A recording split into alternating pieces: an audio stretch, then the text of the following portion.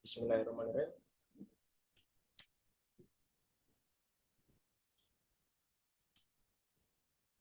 Assalamualaikum warahmatullahi wabarakatuh. Selamat malam rekan-rekan. Salam sejahtera untuk kita semua. Om Swastiastu, Namo Buddhaya, Salam Kebajikan. Sebelumnya saya ingin mengucapkan terima kasih bagi rekan-rekan yang sudah berkenan mengikuti sesi pertama kali ini melalui live YouTube rekan-rekan. Jadi pada kesempatan kali ini kita akan membahas terkait langkah perhitungan derajat kejenuhan simpang tanpa apil tiga lengan. Jadi di pertemuan sebelumnya kita sudah diskusi terkait parameter-parameter apa saja yang kita gunakan untuk perhitungannya. Sekarang di pertemuan kali ini kita akan membahas langkah-langkahnya untuk mengimplementasikan parameter-parameter yang sudah kita bahas di pertemuan sebelumnya. Di sini sudah sangat spesifik rekan-rekan ya. Di sini kita hanya simpang tanpa apil tapi tiga lengan, jadi di pertigaan. Jadi ini real case di salah satu Kabupaten Tangerang ya, simpang di Kabupaten Tangerang. Ini saya kaji kira-kira 2 tahun lalu. Nah, jadi untuk kita melakukan perhitungan derajat kejenuhan, kita mengacu pada gambar 6 strip 10 ya rekan-rekan untuk simpang tanpa apil. Dari mulai sampai selesai itu ada A, B, C, E, ada sekitar 4.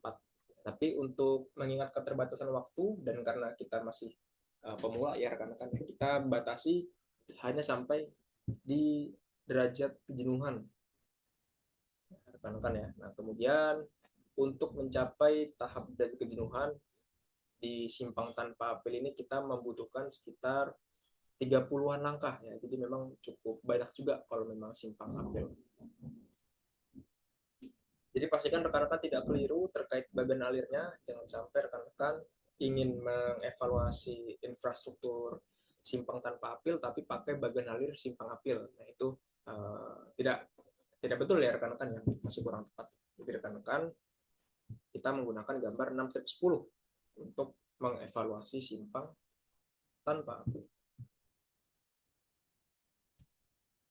Di sini saya mempunyai soal kira-kira seperti ini rekan-rekan. Suatu simpang tiga lengan dengan tipe 344 punya lebar pendekat rata-rata 6 meter, median 1,5 meter pada masing-masing pendekat, ukuran kota sebanyak 700.000 penduduk, tipe lingkungan komersil, hambatan sampingnya tinggi. Seperti biasa, ada 3 pertanyaan ya. Yang pertama, hitung kapasitasnya. Yang kedua, hitung derajat kejenuhannya. Dan yang terakhir adalah apa rekomendasi penanganannya. Biarkan kan ya. Sebentar, sorry.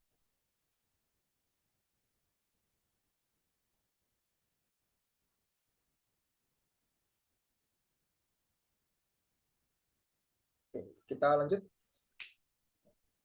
Rekan-rekan ingat, kalau misalkan rekan-rekan pahami di pertemuan sebelumnya, simpang tanpa apel itu cukup banyak konfigurasinya, baik di 3 lengan maupun di 4 lengan. Nah, untuk kasus kali ini kita di tipe 344. Visualnya kira-kira dapat rekan-rekan lihat di pojok kiri bawah 344 seperti ini ya. Jadi dari masing-masing pendekat ya, itu punya 2 arah, ya, 2 jalur dengan 4 lajur. Jadi 3 ini simpang 3 ya, 4-nya ini 4 lajur jalan mayornya dan 4 lajur di jalan minornya. Kira-kira saya buat sketsa seperti ini ya untuk yang simpelnya ya. Jadi rekan-rekan kalau misalkan di simpang tanpa apil itu dibedakan menjadi 2 jalan ya. Pertama jalan mayor dan yang kedua jalan minor. Apa itu bedanya Kak Arif? Nah, jalan mayor itu adalah jalan besarnya. Jalan minor itu adalah jalan kecilnya, jalan sempitnya. Artinya kalau misalkan orang mau ke jalan mayor, jalan besarnya otomatis kita harus lewat jalan minornya. Jadi jalan minor itu merupakan penghubung sebenarnya, penghubung menuju jalan mayornya. Oke, untuk kasus kali ini galengan, jadi di pertigaan. Dengan masing-masing untuk tipe kendaraannya ada mobil penumpang, kendaraan sedang, dan sepeda motor. Dengan masing-masing data kondisi eksisten. Oke. Nah, tak bosan-bosan ya sebelum saya memulai langkah perhitungan, rekan-rekan harus membuat blok warna ya, untuk mempermudah. Nah, di sini cukup banyak sekali, ada sekitar 5 blok warna. Nah, yang pertama akan kita bahas yaitu adalah di sini ada jalan minor. Ya, di sini jalan minor saya beri blok berwarna abu-abu. Di sini ada jalan mayornya atau jalan besarnya, saya beri blok berwarna krem.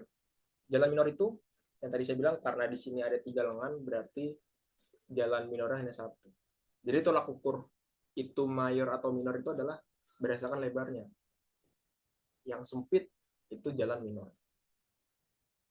Kebayang rekan-rekan ya untuk membedakannya. Jalan mayor itu pasti yang paling lebar, paling ramai. Ya, jalan minor itu jalan yang paling sempit. Kemudian rekan-rekan masih sama seperti simpang apil, ya, kita mempunyai 3 manuver atau 3 arah. Belok kiri, lurus, dan belok kanan. Jadi masing-masing pendekat itu punya 3 manuver. Jadi kalau misalkan kita total untuk simpang tanpa apil 3 lengan itu kita punya 9 manuver. Nah, berarti kalau misalkan di simpang tanpa apil 4 lengan berarti kita punya berapa rekan-rekan? Sorry. Ya, ada sekitar 12 ya. Jadi nanti tinggal kita lihat yang paling sempit yang mana. Jadi jalan sempit sama dengan jalan minor. Nah, seperti biasa rekan-rekan, kalau kasusnya kita di simpang 3 ya, masing-masing pendekat hanya punya 2 manuver. Nah, di sini yang pendekat C itu dia hanya belok kiri dan kanan. Ya, kalau pendekat A itu dia lurus dan belok kanan, dan pendekat B itu dia hanya ada manuver kiri dan lurus. Nah, jadi yang saya beri blok warna merah ini yang nggak mungkin kendaraan belok. Beda konteks kalau misalkan rekan-rekan membangun mengevaluasi simpang 4 lengan. Berarti manuver 3 ini yang belok kiri pasti iya, lurus pasti iya, dan belok kanan pasti iya. Kalau 3 lengan ini dia hanya 2 manuver saja. Jadi yang saya blok warna merah itu yang nggak akan saya isi. Kebayang ya rekan-rekan ya. Jadi setelah itu kita semua pahami, ya langkah pertama yang sudah pasti adalah kita mengubah volume seperti biasa. Nah, di soal angka-angka ini merupakan angka dengan satuan kendaraan per jam ya dari masing-masing pendekat. Seperti biasa kita ubah ya. Saya ambil contoh ya. Untuk kendaraan sedang pendekat minor C belok kiri. Nah, di sini didapatkan hasil sebesar 152 SMP per jam. Ini didapat dari volume satuan kendaraan per jam itu sebesar 85. Kemudian kita kalikan dengan EMP-nya, ekuivalen mobil penumpang untuk kendaraan sedang itu adalah sebesar 1,8.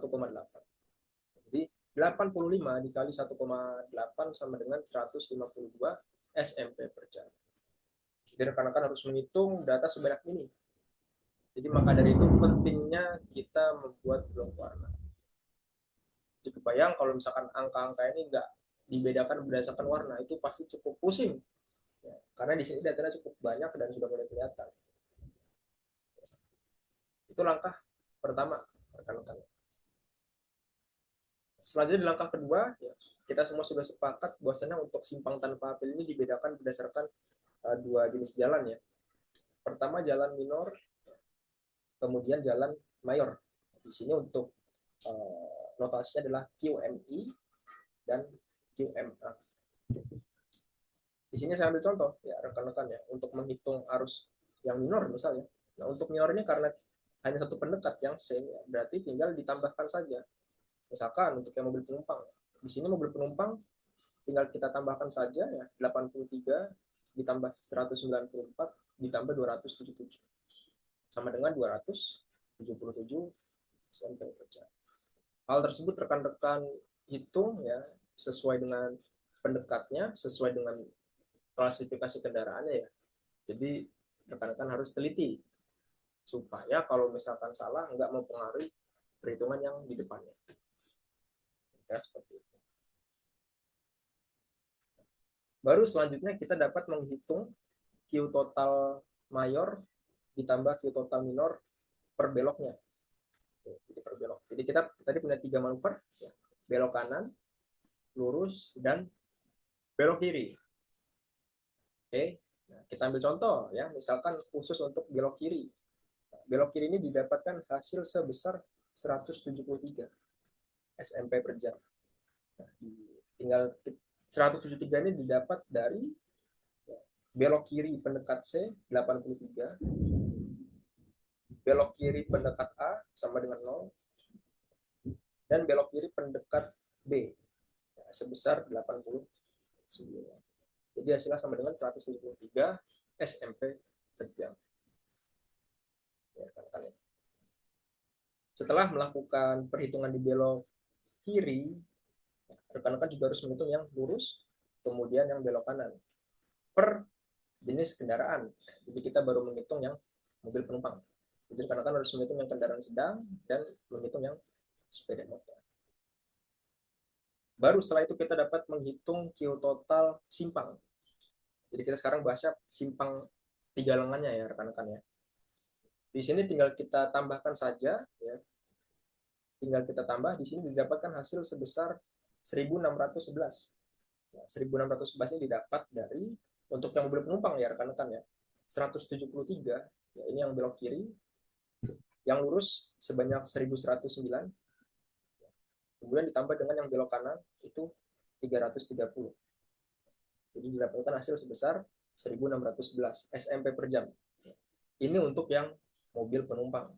Jadi rekan-rekan selanjutnya harus menghitung yang kendaraan sedang berapa, kemudian yang sepeda motor berapa. Oke.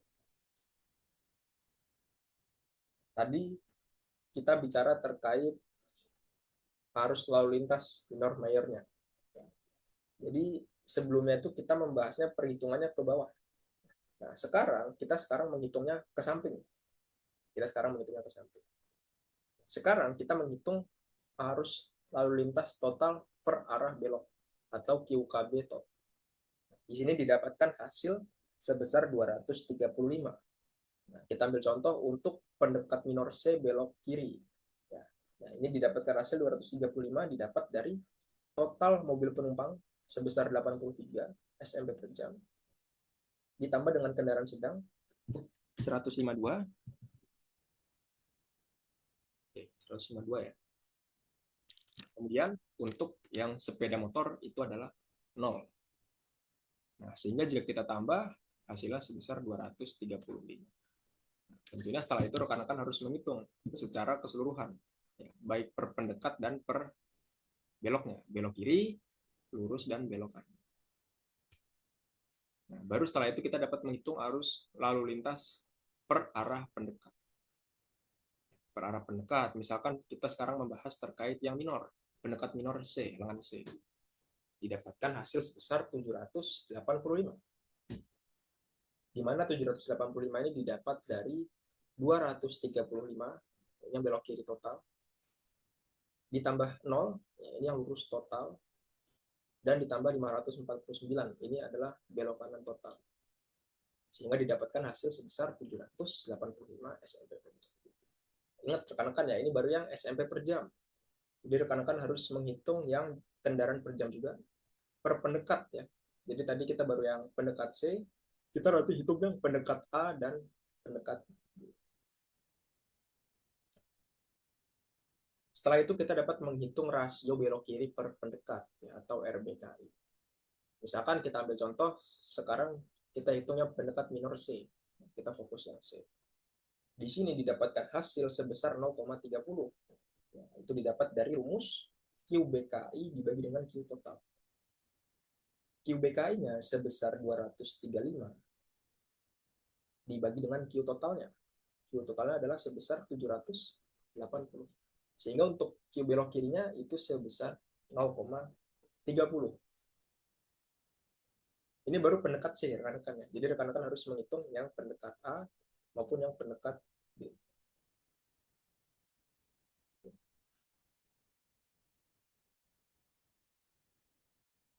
Nah, selanjutnya kita menghitung kebalikannya, rasio belok kanan. Di rasio belok kanan per pendekat atau RBKI, ya, rumusnya sebaliknya. QBKA dibagi dengan Q total. Sehingga QBKA-nya adalah 549 dan dibagi dengan Q totalnya 785. Sehingga didapatkan hasil sebesar 0,70. Itu baru pendekat C ya rekan-rekan. Jadi rekan-rekan harus menghitung yang pendekat A dan pendekat B. Setelah itu kita dapat menghitung kendaraan tak bermotor per pendekat per belok. Nah, kebetulan di kondisi existing itu 0, artinya nggak ada. Artinya nggak ada becak, nggak ada delman, nggak ada sepeda. Jadi angkanya 0. Jadi disesuaikan dengan kondisi existing yang rekan-rekan evaluasi ya. Kalau misalkan ada ya berarti diisi rekan-rekan. Disesuaikan. Baru kemudian di langkah ke-10 ya kita menghitung Q total RKTB-nya. Karena kita tidak ada kendaraan tak bermotor ya, berarti maka hasilnya sama dengan 0 ya rekan-rekan.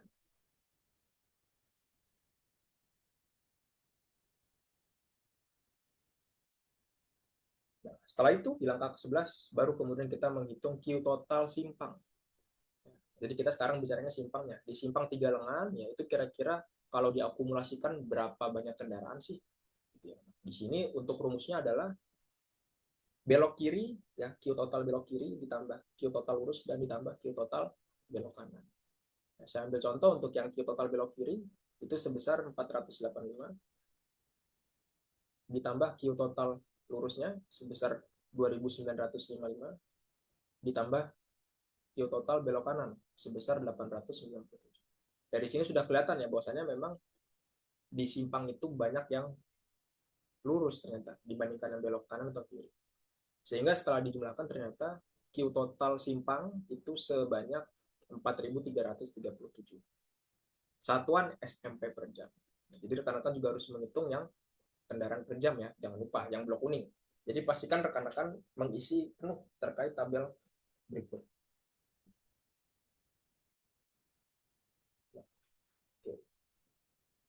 Nah, selain itu kita juga dapat menghitung rasio belok kiri simpang.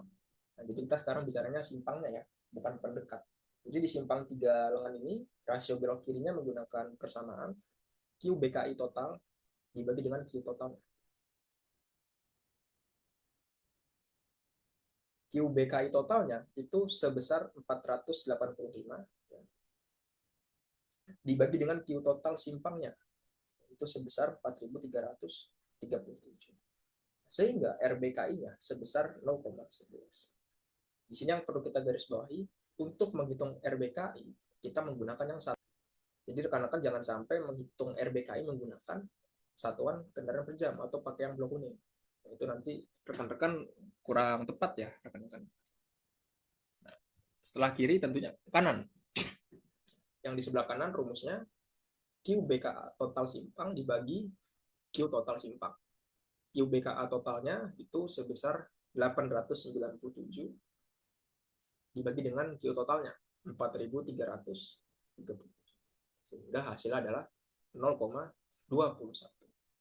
Di sini dapat kita lihat ya, rasio paling besar di antara kiri dan kanan itu adalah yang belok kanan ya, sebesar 0,21.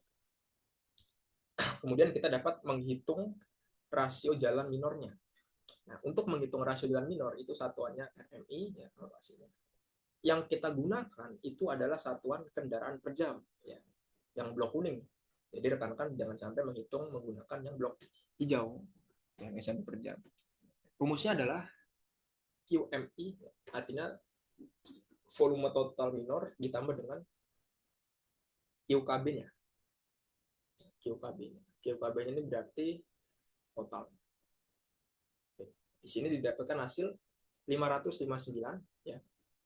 QMI-nya dibagi dengan totalnya 5.539. Sehingga didapatkan hasil sebesar 0,1. Kemudian untuk rasio kendaraan tidak bermotor di simpang, kita bicara di simpang itu adalah 0 ya, karena kita tidak ada data, kita 0. Jadi perhitungan di formulir S1 saja itu ada 15 langkah rekan-rekan. Jadi bayangkan begitu banyaknya rekan-rekan. Jadi sebelum kita lanjut ke formulir S2 ya, saya persilakan selama 1 menit bagi rekan-rekan yang ingin bertanya silakan tulis di kolom chat ya, dipersilakan.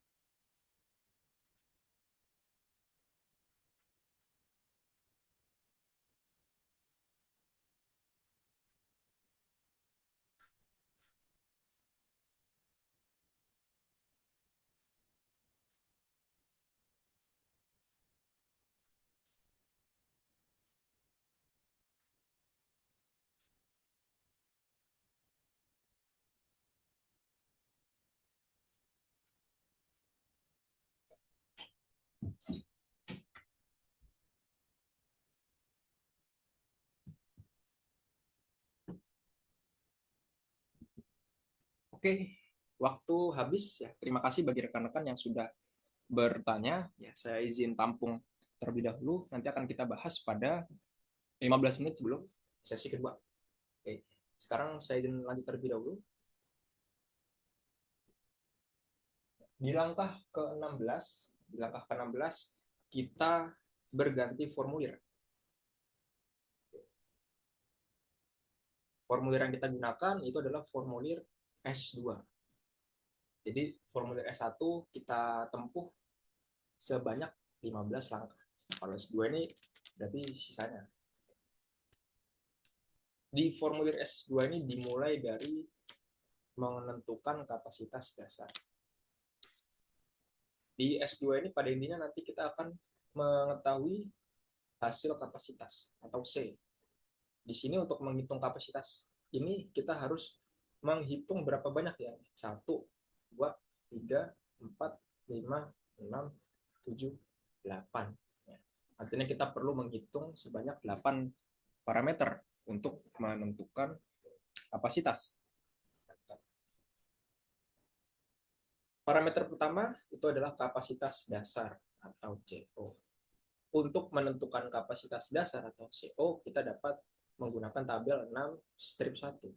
Di mana tabel 6 strip 1 ini ya, dibedakan berdasarkan tipe simpang. Maka dari itu di soal disebutkan tipe simpang kita berapa. Atau kita dapat lihat nih di gambar yang saya buat di atas ya. Tipe simpang kita adalah 344. Jadi di sini ada 5 tipe simpang ya untuk simpang tanpa apil ya rekan-rekan. Ada 322, 324, 344, 424 dan 424. Untuk simpang 3 sendiri ada 3 tipe ya. Nah, untuk di soal kita pakainya 344.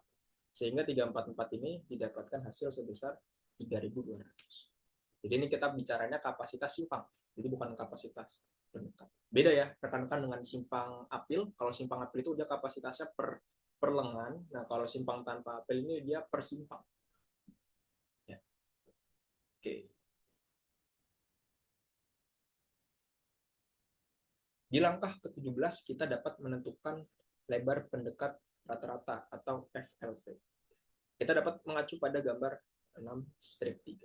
Di tabel 6 strip 3 itu kita untuk menentukan FLP ya yang di sebelah kiri ini FLP. Kita harus punya dua data atau dua parameter terlebih dahulu. Yang pertama adalah lebar rata-rata pendekatnya. Rekan-rekan masih ingat di soal kita disebutkan bahwasanya lebar pendekatnya adalah 6 meter. Jadi 6 meter di sini. Selanjutnya kita dapat di sini ada warna-warna ya, ini apa gitu ya Karit ya. Nah, di sini warna-warna ini adalah garis bantu terkait tipe simpang. Di sini kita tipe simpang adalah 344. Jadi kita pakai garis bantu yang berwarna hijau. Jadi yang warna hijau tinggal kita tarik ya dari 6 kita tarik sampai mentok sampai akhir garis bantu hijau ya, sampai sini. Kemudian kita tarik ke sebelah kiri. Nah ini kira-kira kita mendapatkan hasil sebesar 1. Jadi 1 ini dengan kita masukkan. Selanjutnya di langkah ke-18 kita dapat menentukan faktor koreksi median jalan mayor. Ingat rekan-rekan di sini kata kuncinya median jalan mayornya. Jadi artinya kita abaikan jika jalan minornya ada median. Jalan mayornya artinya jalan yang paling besar. Kita dapat mengacu pada tabel 6 strip 3. Di tabel 6 strip 3 ya, itu ada 3 konfigurasi ya. Yang pertama adalah tidak ada median jalan. Yang kedua ada tapi kurang dari 3 meter. Nah, artinya di sini masuk kategori median sempit. Selanjutnya ada median dengan lebar lebih dari 3 meter. Nah, ini maksudnya tipe median lebar. Oke. Jadi semakin lebar mediannya maka faktor koreksinya semakin besar. Di sini paling besar 1,2 dan yang paling kecil adalah 1. Sehingga kita dapat ambil di soal disebutkan medianya kurang dari 3 meter. Jadi didapatkan hasil sebesar 1,0. Jadi 1,05-nya kita masukkan pada tabel. Di langkah 19 kita dapat menentukan faktor koreksi ukuran kota atau FUK. Ya, ini sorry saya masih typo ya, FUK. FUK ini didapat dari tabel 6-4. Di mana di tabel 6-4 ini ukuran kota ada 5 ya, rekan-rekannya. Pertama ada sangat kecil, lalu yang kedua kecil, yang ketiga sedang, keempat besar, dan yang kelima sangat besar. Di soal sudah disebutkan ya, bahwasanya jumlah penduduk pada kota di existing yang kita evaluasi itu besarnya 700.000 penduduk ya. Jadi 700 itu berarti di antara 0,5 sampai 1. Jadi didapatkan hasil sebesar 0,94. Kita dapat lihat di sini, kita dapat buat kesimpulan di tabel 6-4 bahwasanya semakin banyak jumlah penduduk ya, maka semakin besar juga FUK-nya. Di sini FUK paling besar 1,05 jika penduduknya lebih dari 3 juta. Nah, lalu kemudian paling kecil adalah 0,82 jika penduduknya kurang dari 100.000. Jadi kita dapat 0,94, tinggal kita masukkan. Selanjutnya di langkah ke-20 kita dapat menentukan FHS. Ya, di mana FHS itu merupakan faktor koreksi hambatan samping. Nah, di FHS kita dapat mengacu pada tabel 6-7. Di mana di tabel 6-7 ya, dibedakan berdasarkan 3 parameter yang harus kita input. Ya. Pertama, tipe lingkungan jalan. Ya. Di mana tipe lingkungan jalan itu ada 3. Pertama ada komersil, yang kedua ada permukiman, dan yang ketiga ada akses terbatas. Kemudian yang ke parameter yang kedua kita geser, ada hambatan samping. Jadi hambatan samping itu ada 3. Ya, yang pertama ada tinggi, ada sedang, dan ada rendah. Kemudian di sini ada rasio kendaraan tak bermotor. Di mana rasionya ini ada 6, ya. Ada 6 pilihan, ada 0, 0,05, 0,1, lalu kemudian 0,15, 0,20, dan lebih dari 0,2. Itu ya. Nah, sekarang kita masukkan saja ketetapan-ketetapan dari soal. Di sini tipe lingkungannya di soal itu adalah komersil, hambatan sampingnya adalah tinggi, dan rasio kendaraan tak bermotor adalah 0. Jadi didapatkan hasil sebesar 0,93. Jadi 0,93 ini kita masukkan ke tabel. Oke, ke tabel.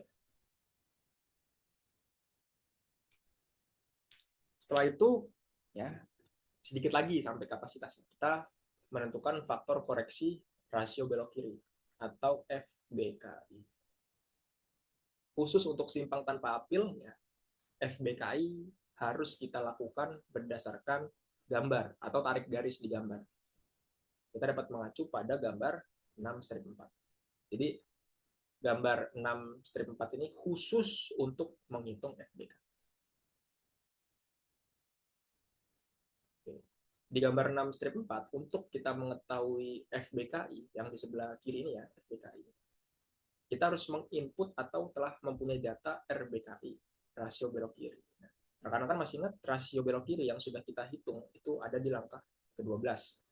Jadi di langkah 0,11. Jadi 0,11 kita masukkan di gambar ya, 0,11 di sumbu X ya, di sumbu X. Nah, ini ternyata 0,11 di sini, kira-kira ya, kira-kira di sini. Tinggal kita tarik ke atas sampai mentok, sampai mengikuti garis warna biru ya. Kita tarik, lalu kita tarik ke sebelah kiri. Nah, jadi kira-kira mendapatkan hasil sebesar 1. Jadi tinggal kita masukkan 1 ke tabel. Nah, setelah kita dapat data FBKI, pastinya langkah selanjutnya adalah FBKA, ya, faktor koreksi rasio belok kanan. Untuk menghitung FBKA, kita beda gambar. Gambar yang digunakan adalah gambar 6-6. Jadi gambar 6-6 itu khusus untuk FBKA. Yang berbeda di gambar 6-6, ini dia ada 2 konfigurasi. Yang pertama, jika simpang 3, ya rekan-rekan dapat lihat menggunakan garis bantu berwarna biru. Kalau simpang 4 itu warna merah. Dia hasilnya 1. Karena berapapun RBKA-nya, ya kalau misalkan kita tarik, ya itu pasti dia akan mengarah ke 1. Untuk RBKA kita sudah dapat hasil sebesar 0,21. Ini data yang sudah kita hitung di perhitungan sebelumnya di tanggal 13. Jadi 0,21 tinggal kita masukkan ke sini ya. Nah, kira-kira di sebelah sini 0,21. Kita tarik garis lurus sampai ke garis biru ya, karena ini simpang 3. Kita tarik, tarik, nah sampai mentok ya, sampai mentok sini. Kemudian kita tarik ke sebelah kiri. Nah, nah sehingga didapatkan hasil sebesar 0,9. Biar kan ya, sorry.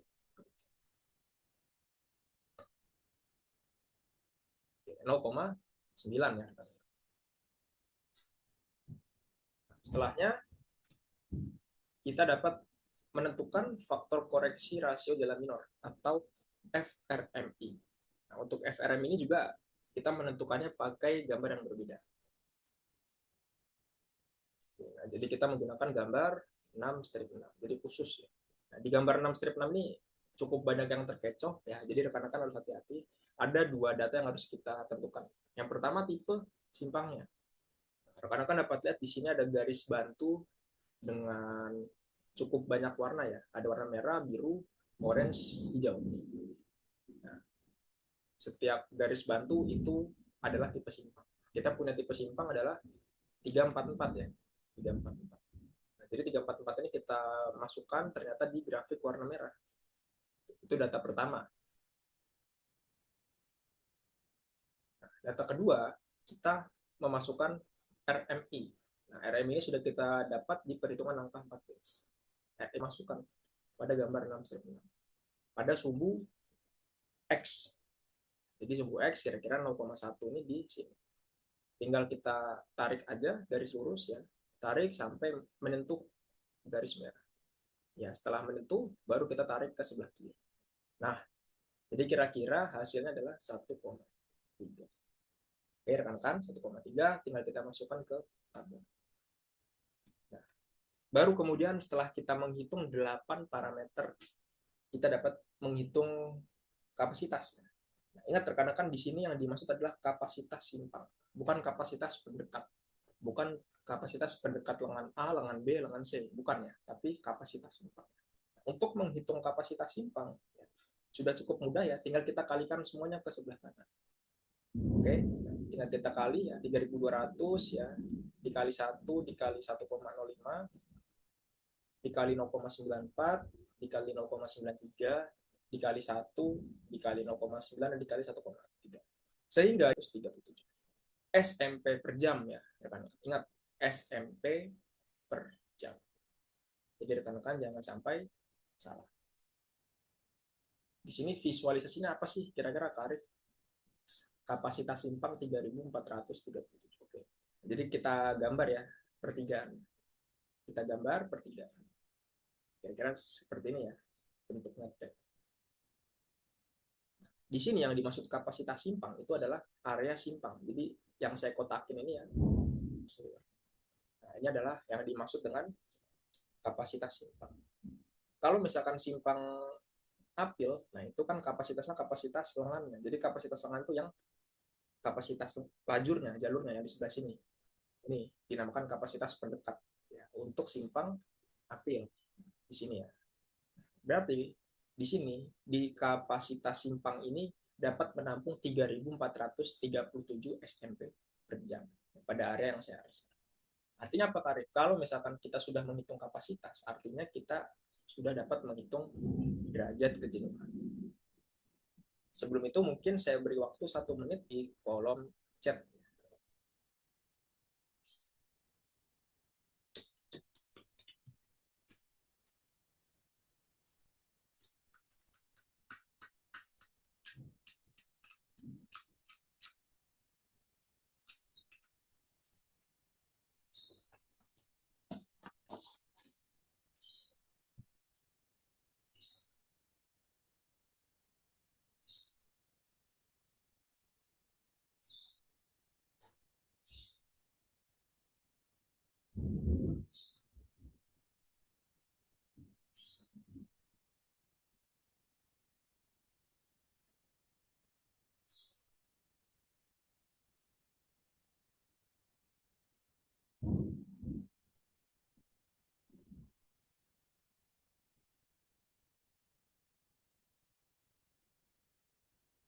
Oke, time is up. Terima kasih bagi rekan-rekan yang sudah join ya. Dan terima kasih juga yang sudah bertanya, akan saya tampung dan akan saya jawab di apa namanya di 15 menit sebelum sesi kedua ya. Terima kasih, akan saya tampung dan akan saya jawab nanti. Jadi saya izin lanjut terlebih dahulu. Oke. Nah, selanjutnya ya otomatis masih di formulir S2. Langkah selanjutnya adalah kita memasukkan data harus total simpang. Harus total simpang. Data Q total ini kita dapat lihat ya pada langkah-langkah awal ya. Nah, di sini tinggal kita masukkan saja, ternyata untuk Q totalnya itu sebesar 4.337. Jadi tinggal kita masukkan ya pada tabel yang baru ini. Nah, jadi artinya apa rekan-rekan? Setelah kita dapat volume, setelah kita dapat kapasitas, baru kemudian kita dapat menghitung derajat kejenuhan. Ya, rekan-rekan. Nah, derajat kejenuhan, nah itu didapat dari persamaannya. Mungkin rekan-rekan sudah mulai hafal ya. Q total dibagi dengan kapasitas. Nah, Q total tadi kita sudah dapat ya, sebesar 4.337, kemudian dibagi dengan kapasitasnya itu sebesar 3.437. Nah, sehingga didapatkanlah derajat kejenuhan untuk simpang tanpa apel 3 lengan itu sebesar 1,26. Wow, cukup padat ya rekan-rekan. Jadi ingat ya rekan-rekan ya, kalau simpang tanpa apel itu yang kita tinjau adalah area simpangnya, bukan pendekatnya. Jadi di sini 1,26 ya sangat padat. Yang area yang saya arsir ini ya, ini sudah sangat cukup. 1,26. Artinya apa rekan-rekan, di sini kalau misalkan angka 1,26 kita masukkan kepada tabel 1 milik Morlock ya. Artinya 1,26 ini masuknya ke tingkat pelayanan F. Tingkat pelayanan. Nah, di sini rekomendasi dari saya itu ada pertama ada pelebaran lajur, kemudian penertiban hambatan samping, yang ketiga perubahan menuju simpang apil, nah yang terakhir adalah menambah lebar pendekat. Lebar pendekatnya itu dibuat lebih lebar. Ya kan? Nah, jadi kalau ingin menurunkan di 1,26 ke 1 ke 0,85 paling tidak salah satu atau bahkan semua rekomendasi ini dapat diaktualisasikan. Kemudian saya kasih tambahan ya, sebelum sampai sini ada yang ingin ditanyakan oleh rekan-rekan, saya persilakan tulis di kolom.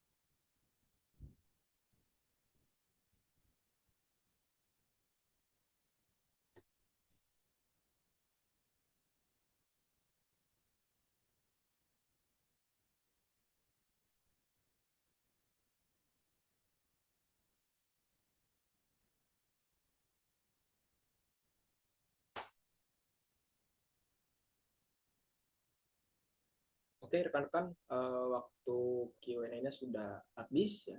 Terima kasih atas rekan-rekan yang sudah bertanya. Akan saya tampung dan akan kita bahas di 15 menit sebelum sesi kedua mulai. Oke, dari saya cukup sekian untuk sesi pertemuan ke-6, sesi kedua. Saya ucapkan terima kasih. Mohon maaf jika ada kesalahan kata dan ketidakpahaman. Oke, dari saya cukup sekian. Terima kasih. Wassalamualaikum warahmatullahi wabarakatuh.